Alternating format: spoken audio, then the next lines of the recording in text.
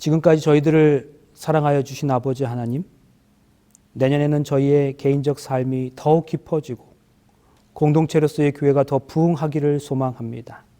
한 해의 끝자락에 서서 지난 한 해 동안 저에게 베풀어 주신 하나님의 은혜를 돌아보고 새로운 결심을 하기를 소망합니다. 참으로 감사한 마음으로 오늘 이 시간 주님을 만나기를 소망합니다. 이 시간 임재하셔서 저희와 만난 바 되어 주시옵기를 예수님의 이름으로 간절히 기원하옵나이다. 아멘. 교동문 760장 경배와 찬양. 온 땅이여 여호와께 즐거운 찬송을 부를지어다. 기쁨으로 여호와를 섬기며 노래하면서 그의 앞에 나아갈지어다. 여호와가 우리 하나님이신 줄 너희는 알지어다.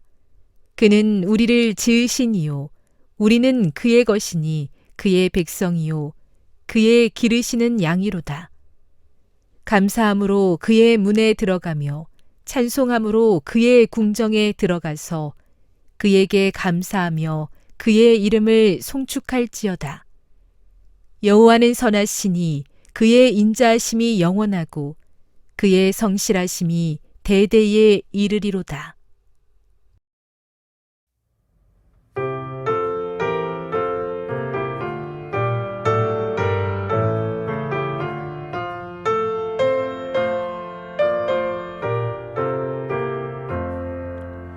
전능왕 오셔서 주 이름 찬송케 하옵소서. 영광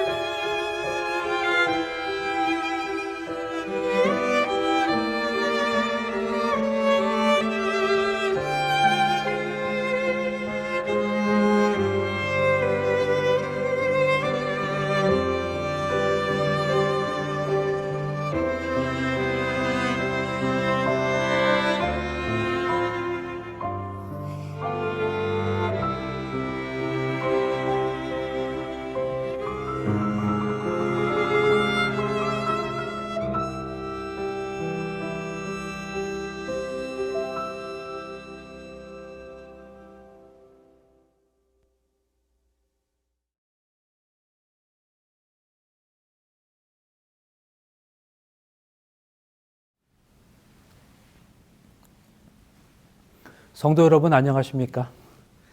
2023년을 마무리하는 12월 그리고 그 끝자락에 안식일입니다. 오늘도 우리 주님께서 오늘 예배를 위해서 참석하신 우리 모든 성도님들 위해 귀한 축복으로 함께 하셔서 지난 한 해 동안 경험하신 하나님의 은혜에 감사하시면서 새로운 한 해에 대한 결심이 있는 아름다운 안식일이 되시기를 간절히 바랍니다. 엘버트로스라는 새가 있습니다. 그런데 이 새의 똥이 오랜 세월 동안 산호초 위에 쌓이고 쌓여서 그게 섬이 된 곳이 있습니다. 적도 발해 아래 태평양에 떠 있는 나우루라는 섬의 이야기입니다. 신기하죠? 그리고 또 세월이 흘러서 섬 지표면을 덮고 있던 이 똥들은 인광석으로 변했습니다. 그런데 그 섬 위에서는 이 미크로네시아 원주민들이 물고기와 열대 과일 따위로 자급자족을 하면서 평화롭게 살아가고 있었습니다. 그러던 1888년경에 이 섬에 나타난 서구 자본가들이 질 좋은 화학 비료의 원료가 되는 인광석을 채굴해 가기 시작했습니다. 이어서 오스트레일리아와 뉴질랜드, 영국 등이 또 인광석을 가져갔습니다. 2차 세계대전 때에는 한때 일본군이 나우루 섬을 누비기도 했습니다. 시간이 지나면서 세상에 눈을 뜬 나우루 사람들은 독립을 꿈꾸었습니다. 그리고 드디어 1968년 서부 자본의 짓밟힌 지 80년 만에 나우루 공화국이 수립되었습니다. 더불어 인광석이라는 황금 덩어리도 그들의 것이 되었습니다. 나우루는 호주와 하와이 사이에 있는 섬나라인데요. 국토 면적이 21제곱킬로미터에 불과합니다. 우리나라 울릉도의 3분의 1의 크기입니다. 인구는 현재 약 1만 명 정도인 것으로 알려져 있습니다. 그런데 한때 타이완의 영자신문인 타이베이 타임즈에 타이완 정부가 남태평양 섬나라 나우루에 매일 아침 식사를 무료 급식하고 있다는 소식을 전했던 적이 있었습니다. 나우루 전역에 6개 유치원과 2개의 초등학교, 어린이들이 그 대상이었다고 했습니다. 그뿐만이 아닙니다. 고등학교와 공무원 1000명에게도 도시락이 싼 값에 공급되고 있다는 기사가 실렸습니다. 사실 하나의 나라라고 하기에는 작아도 너무나 작은 이 나라가 이전에는 얼마나 부강한 나라였는지 모릅니다. 나우루는 노천에 깔린 인광석을 전 세계에 팔아서 부를 채웠습니다. 한때 나우루의 1인당 국민소득이 3만 달러에 육박하기도 했었습니다. 그러면 그처럼 부유했던 나라가 어느새 어쩌다 어린이들 식사까지 외국으로부터 얻어먹는 그런 처지가 되었을까요? 사실 나우루 섬은 땅을 조금만 걷어내기만 하면 순도 높은 인광석이 나오기 때문에 특별한 기술도 필요 없었습니다. 자연히 현금이 쏟아져 들어왔습니다. 나우루 주민들은 더 이상 노동을 하지 않았습니다. 외국인 노동자들을 고용한 채굴장 수입으로 먹고 살았습니다. 그렇게 나우루는 빈부격차 없는 지상 낙원이었습니다. 농장은 모두리 인광석 광산으로 변했습니다. 사람들은 통조림을 수입해서 냉장고에 쟁여놓고 먹었습니다. 세금도 없었습니다. 초등학교도 공짜, 의료비도 공짜, 심지어 주택도 공짜였습니다. 그래서 1800년대 중반 나우루는 1인당 국민소득이 3만 달러를 넘기도 했습니다. 이전에는 한 번도 외국을 나가본 적이 없었던 이 사람들이 전세기를 타고 하와이와 피지 그리고 싱가포르로 쇼핑 관광을 가는가 하면 전세기로 호주 멜버른까지 날아가서 럭비 경기를 구경하기도 했습니다. 이 조그만 섬의 나라 나우루에는 섬을 한 바퀴 도는 일주도로가 하나 있습니다. 섬 전체를 도는 도로의 길이는 18km밖에 안 되고 제한 속도가 40km였지만 집집마다 승용차를 굴렀습니다. 가정마다 자가용을 2대 혹은 3대를 가진 나라였어요. 고급 스포츠카도 계속해서 수입해 들여왔습니다. 어떤 보통의 경찰 간부 한 명이 최고급 스포츠카인 람보르기니를 수입했는데 운전석에 들어가지 못할 정도로 몸이 뚱뚱해서 제대로 타보지도 못했던 경우도 있었다고 합니다. 심지어 1달러짜리 지폐를 화장지로 쓴 정신 나간 사람도 있었다는 것입니다. 그렇게 1980년대는 나우루에게 있어서 최고의 전성기였습니다. 그런데 그러한 생활이 10년 남짓 진행되다가 1990년대 초에 들어서면서 두 가지 문제가 터졌습니다. 전 주민의 90%가 비만이 되고 50%가 당뇨를 앓게 된 것입니다. 채소와 어류 대신에 수입한 가공식품에만 매달린 결과였습니다. 그보다 더한 심각한 문제는 이제는 지표면을 뒤덮였던 인광석이 곧 바닥날 것이라는 조사 결과였습니다. 그제야 정신이 번쩍 든 나우루 정부는 채굴량을 줄이고 오스트레일리아에서 과거에 무단 채굴해간 인광석 대금을 받아 주민들의 지갑을 채워주었습니다. 그럼에도 나우루 주민들은 여전히 희희낙낙했습니다. 정부에서 어항을 만들어 일하게 했지만 주민들은 그것을 해수욕장으로 사용했습니다. 농장을 개발하려 했지만 표토가 낮아진 땅에는 농사를 지을 수 없어진 지 오래였습니다. 그렇다고 섬을 본격적인 휴양지로 개발할 수도 없었습니다. 인광석 채굴로 이미 자연 경관은 폐허가 돼 있었기 때문이었습니다. 그런데 시간이 지나면서 정말로 나우루 섬에서 인광석이 바닥나기 일보 직전이 되었습니다. 그러자 나우루 정부는 오스트레일리아, 하와이, 괌, 사이판 등지에 그동안 투자해 두었던 부동산을 담보로 돈을 융통해 쓰기 시작했습니다. 외국인 불황자들을 상대로 돈을 받고 국적을 팔기도 했습니다. 스위스를 흉내내어 세계의 검은 돈을 보관해주는 은행업도 시작했습니다. 그러자 수천억 달러에 이르는 검은 돈이 나우루로 유입되었습니다.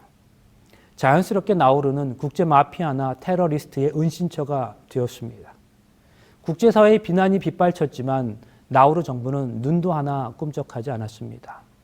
나우루 정부의 검은 돈 유치 전략은 제법 성공적이었습니다. 그러나 지난 2001년 9월 11일 뉴욕 세계무역센터가 테러로 무너지면서 나우루의 은행도 무너지고 말았습니다.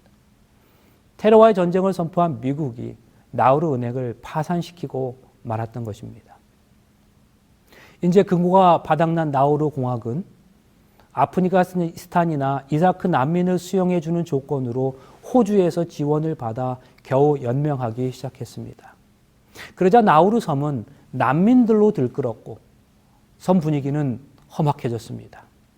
그뒤 관광비자 발급도 중지되고 항공편과 통신망이 끊겼습니다. 한동안 나우루는 문명 세계에서 실종되고 말았습니다.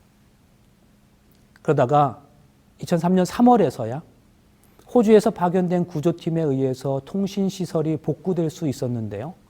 그러나 나우루 공화국에서 통신이 복구되기 전까지 그동안 어떤 일이 있었는지는 지금도 밝혀지지 않고 있습니다.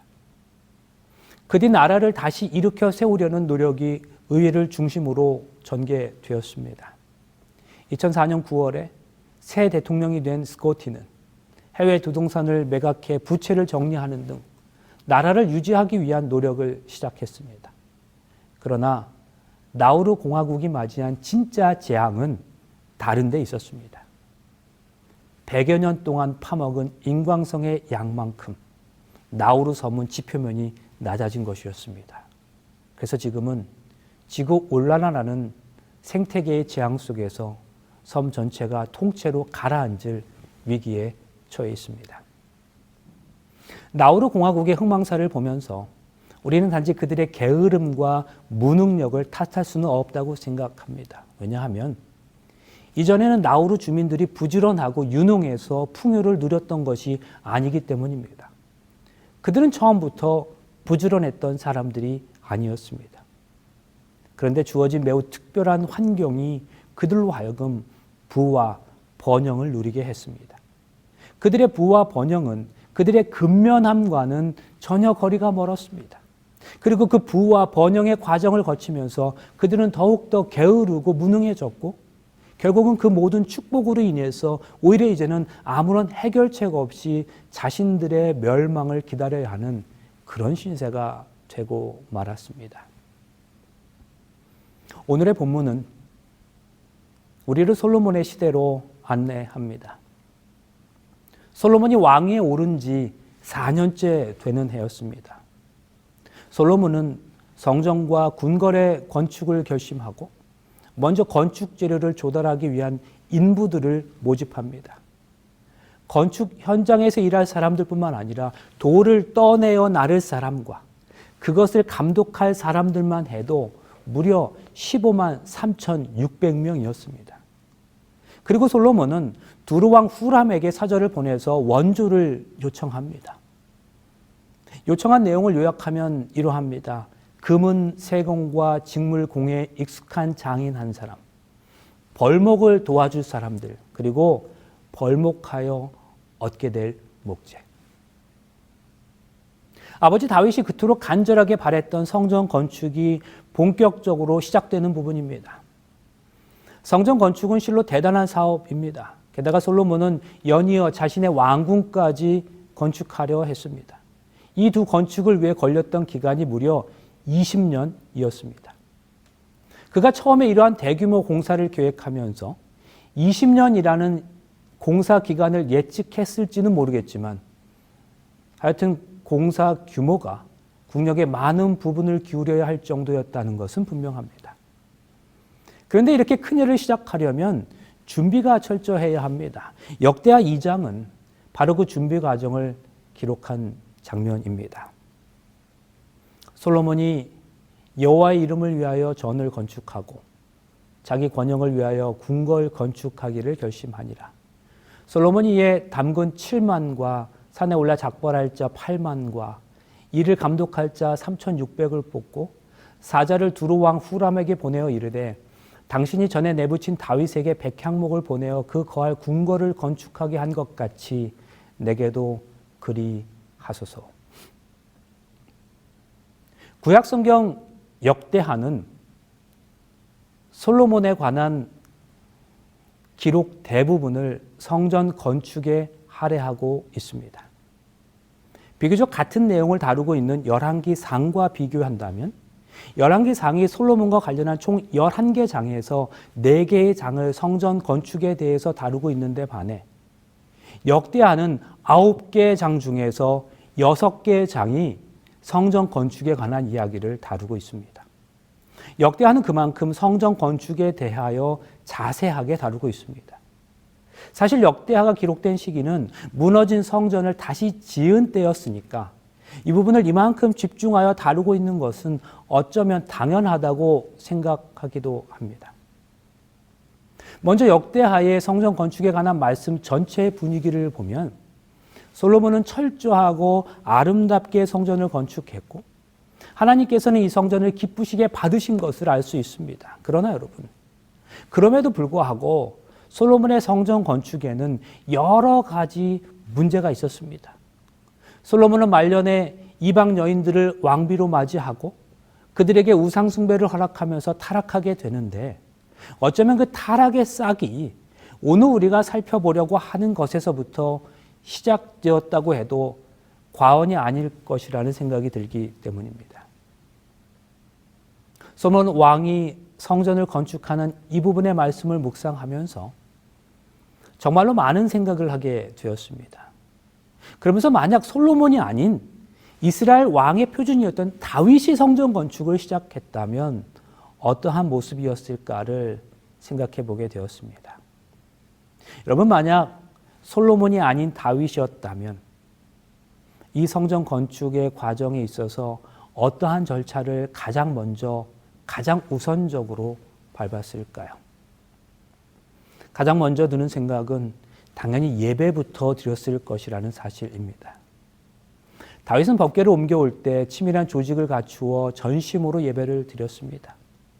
솔로몬에게 나라를 물려줄 준비를 하면서 무엇보다도 먼저 예배와 성전을 담당하는 이들의 조직을 은혜의 조직으로 구성하는 데 전력을 다했던 다윗입니다.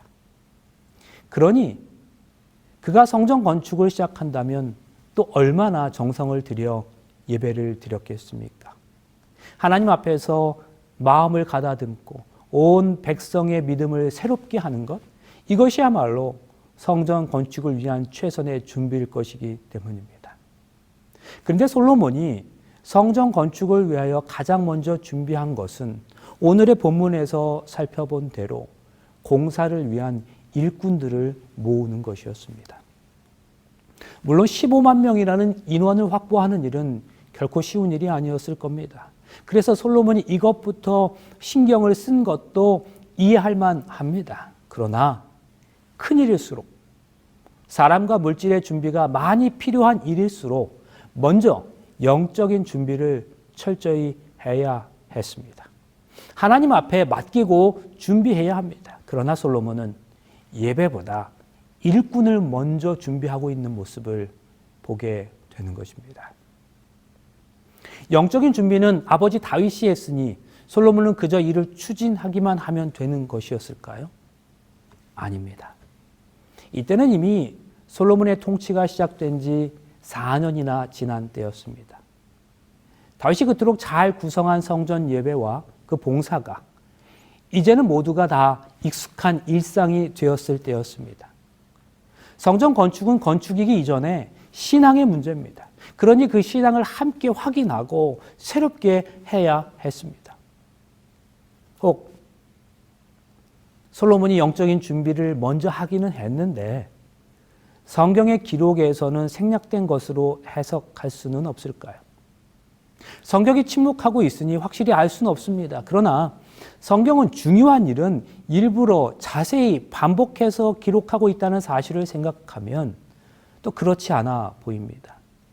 솔로몬이 일꾼 준비에 우선순위를 두었으니까 성경은 그것에 대하여 가장 먼저 그리고 그 내용을 2번씩이나 반복하여 기록하고 있는 것입니다.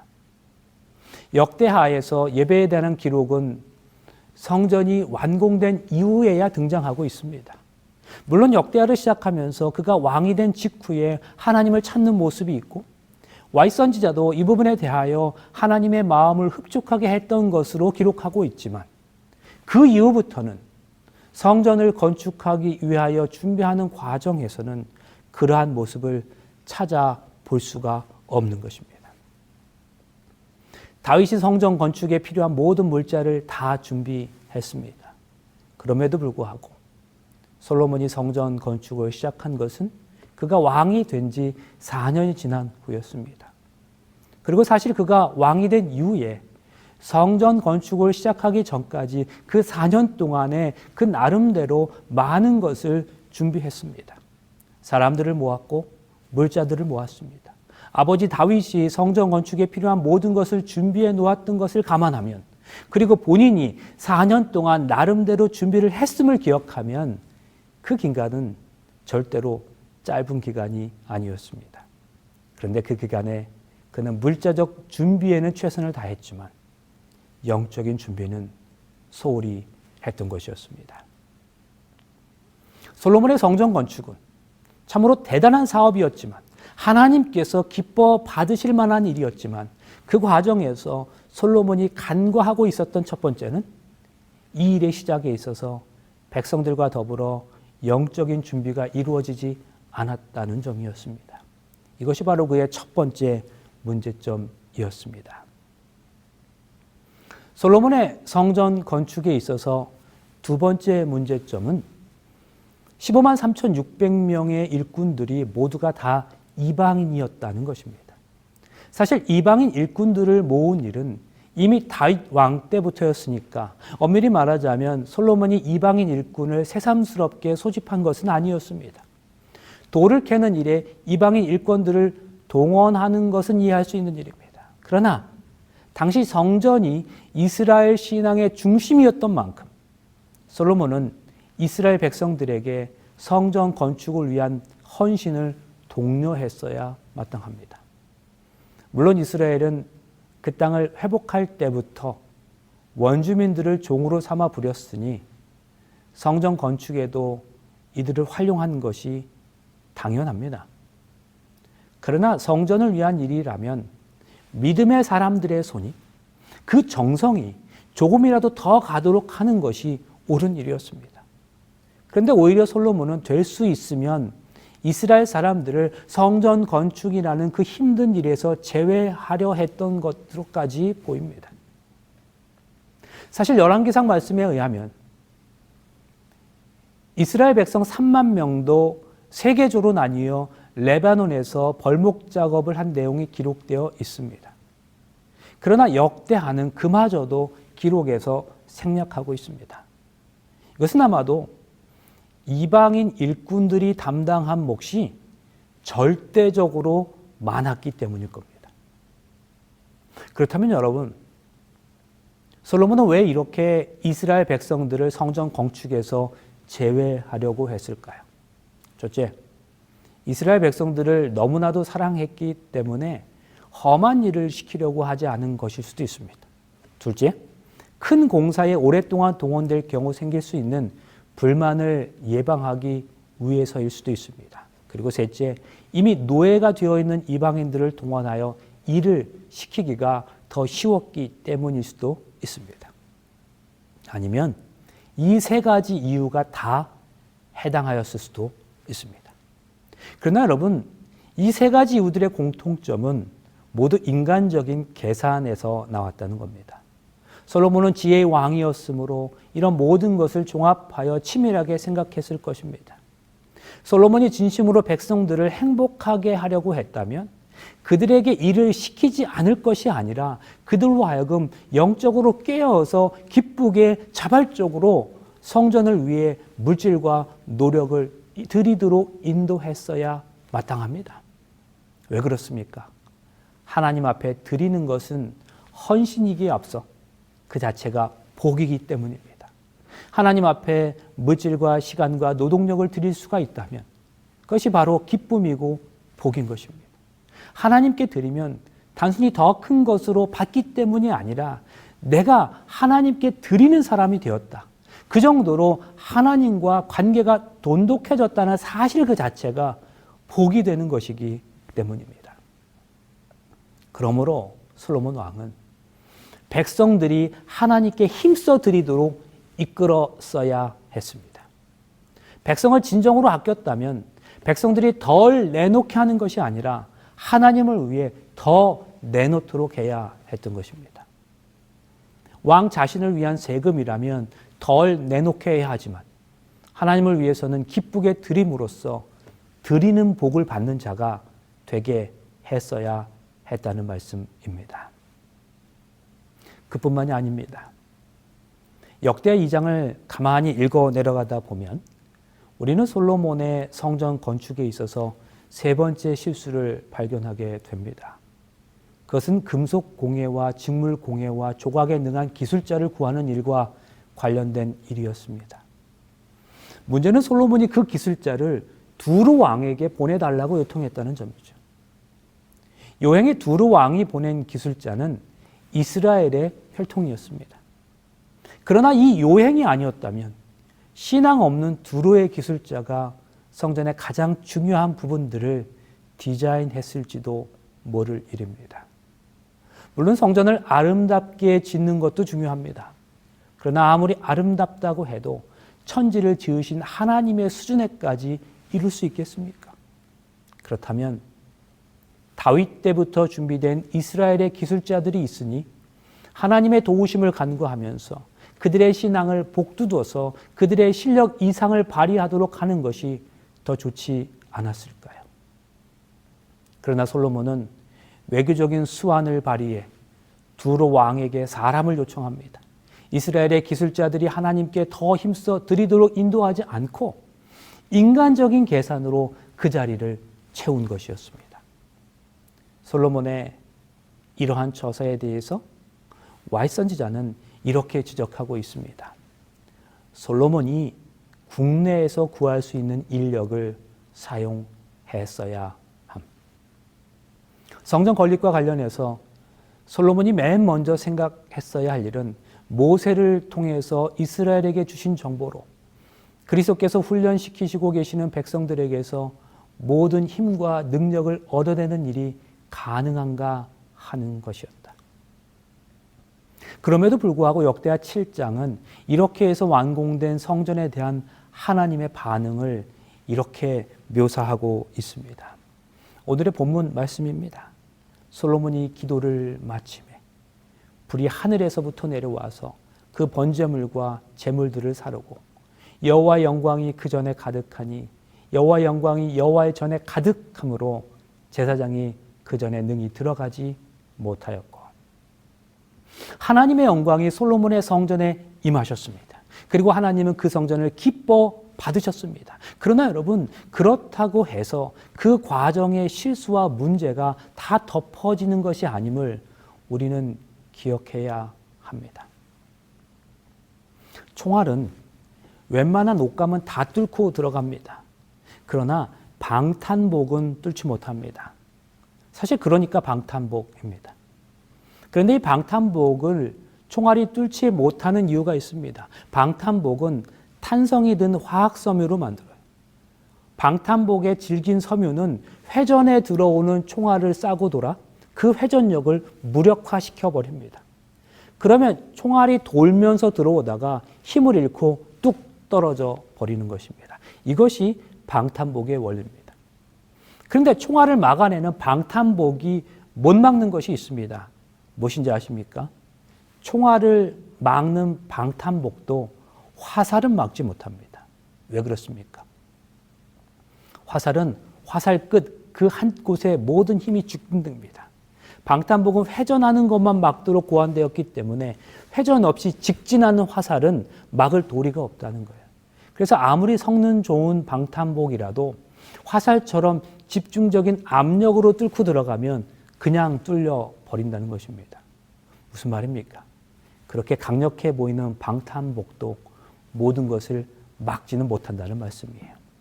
화살이나 칼 같은 것을 막는 옷은 따로 있습니다. 이것을 방건복이라고 합니다. 이 옷은 날카로운 칼 한 점을 막아낼 수는 있습니다. 그러나 이 방건복도 총알을 맞으면 힘없이 다 뚫려 버립니다. 이렇게 화살이나 칼을 막는 방건복이 있고 총을 막는 방탄복이 있습니다. 쓰임이 다 다릅니다. 하나님께서 모세를 사용하실 때가 있고 여호수아를 사용하실 때가 있습니다. 모세와 같은 강력한 카리스마를 가지고 뛸 수 있는 지도자가 필요할 때가 있고, 가나안을 정복하고 그 땅을 분배하기 위해 여호수아와 같은 리더십이 필요한 때도 있는 것입니다. 그러므로 우리는 누군가와 같은 사람이 되려고 노력할 이유가 없습니다. 바로 나 자신이 되어야 하는 거죠. 나 나름대로의 쓰임받을 자리가 따로 있을 것이기 때문입니다. 고급 자동차는 카본 소재로 만든다고 합니다. 저도 좀 들어서 아는데요. 카본은 가볍고 튼튼해서 비행기 동체나 낚싯대 재료로도 사용된다고 합니다. 카본 자전거는 수직으로 오르는 데 강합니다. 웬만한 충격에도 문제가 없습니다. 그래서 산에 오를 때 비교적 큰 충격이 있어도 거뜬하게 이겨낼 수 있다고 합니다. 그런데 이 카본의 약점이 무엇인지 아십니까? 옆구리가 약하다는 겁니다. 그래서 카본 자전거는 자전거를 탈 때는 망가지는 일이 거의 없고 옆에서 힘을 받으면 금이 가고 깨지는 경우가 많다고 합니다. 비행기도 비행 중에 압력을 받아 동체가 갈라지는 경우는 없습니다. 그러나 그 비행기가 착륙할 때에 옆에서 충격을 받으면 몇 토막이 나는 경우가 많습니다.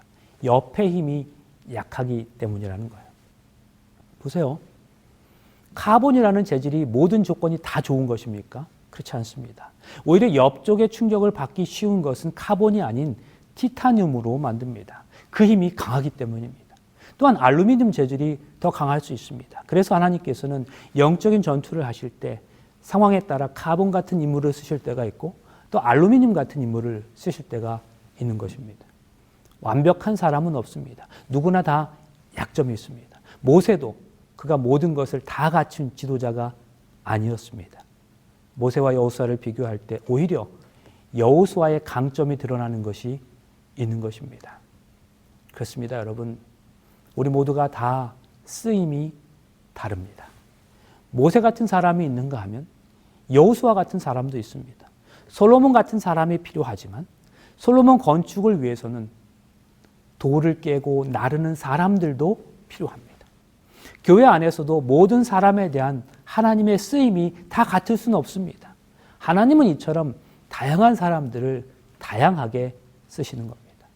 그런데요, 쓰임받는 모든 사람의 역할은 다 달라도 그들의 쓰임받게 되는 이유와 목적은 모두 같다는 사실을 우리는 기억해야 합니다. 하나님께서 사용하시기에 얼마만큼 잘 준비되어 있는가 하는 것입니다. 우리는 앞서 본문의 말씀을 살펴보면서 솔로몬의 성전 건축의 과정에는 여러 가지 문제점들이 있었음을 확인했습니다. 그러나 결과적으로 성전은 아름답게 지어졌고 하나님은 그 성전을 기쁘게 받으셨습니다.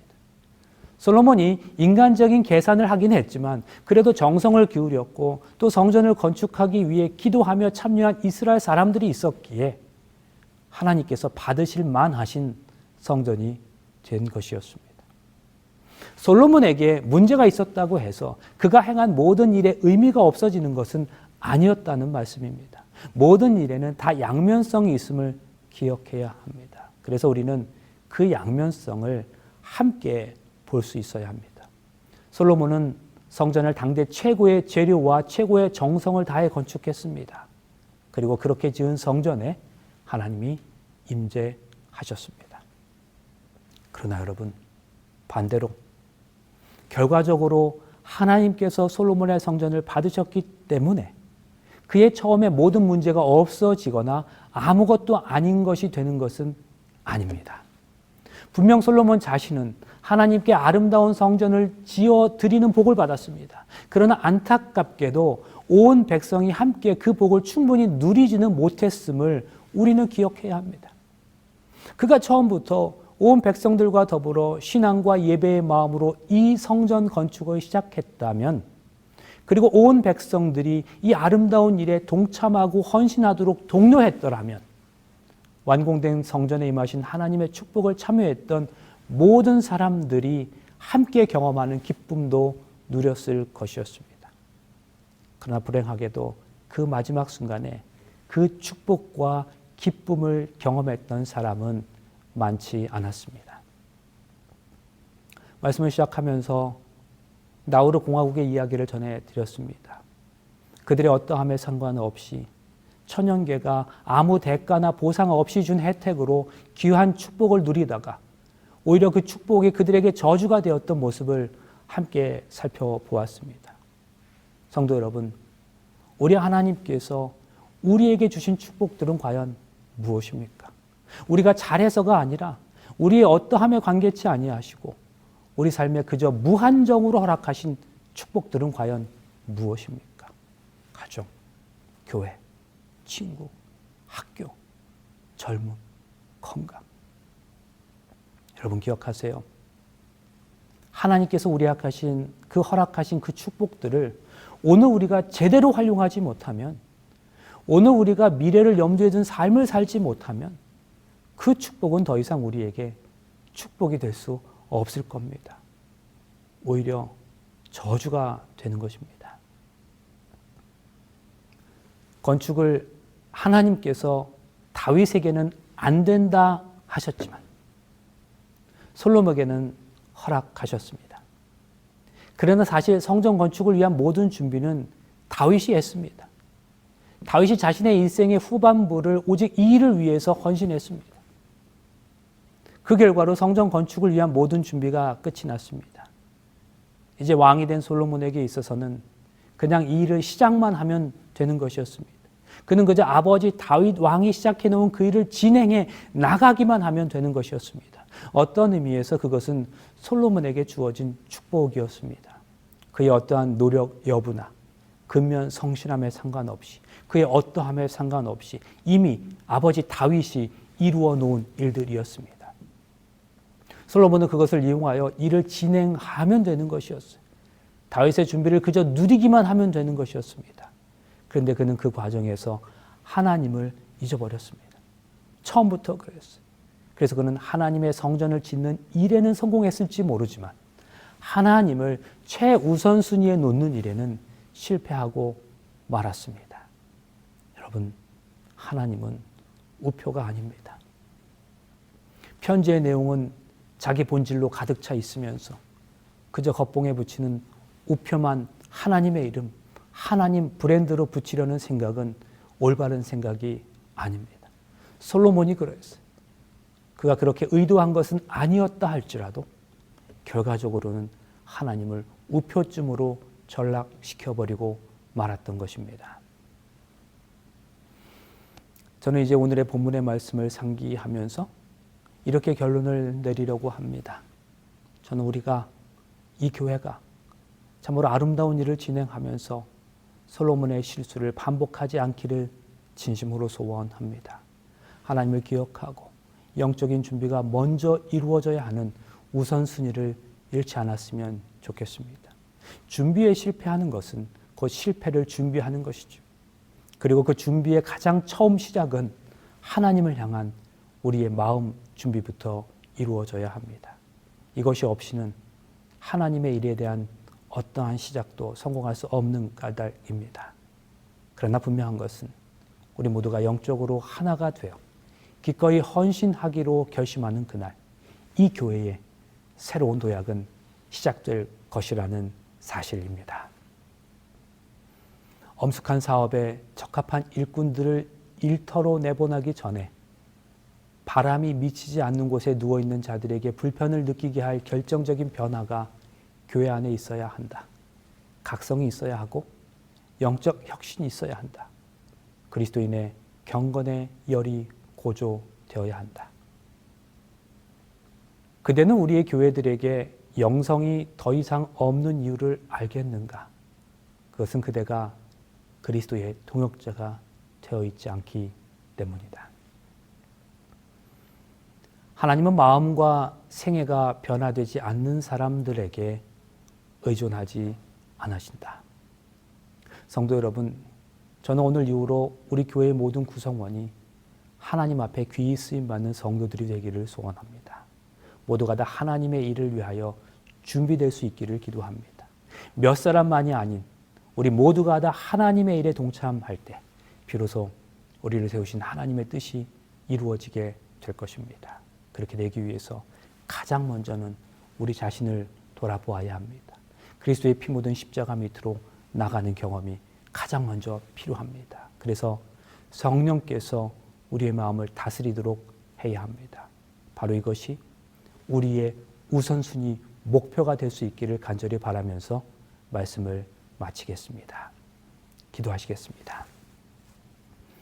성령께서 우리 교인들의 마음을 다스리신다면 우리 교회는 말에나 봉사나 영성에 있어서 지금 볼 수 있는 것보다 훨씬 더 높은 수준을 보게 될 것이다. 교인들은 생명수로 소생함을 받을 것이요, 유일의 머리이신 그리스도 밑에서 일하는 일꾼들은 정신과 말과 행동으로 저희 주인을 나타낼 것이요, 우리가 종사하고 있는 방대하고도 맞춰지는 사업에 매진하기 위하여 서로서로 격려할 것이다.